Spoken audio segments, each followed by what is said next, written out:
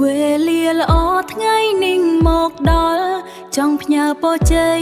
ដល់ពុកម៉ែបងប្អូនទាំងអស់សូមជួបតែ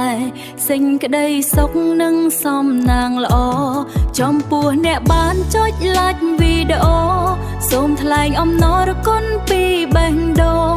សូមអរគុណចំពោះទឹកចិត្តសូមអរគុណ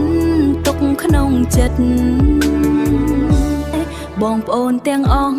សូមជួបតែសេចក្តីសុខនិងសំណាងល្អចំពោះអ្នកបានចុច like វីដេអូសូមថ្លែងអំណរគុណពីបេះដូងសូមអរគុណចំពោះទឹកចិត្តសូមអរគុណទុកក្នុងចិត្ត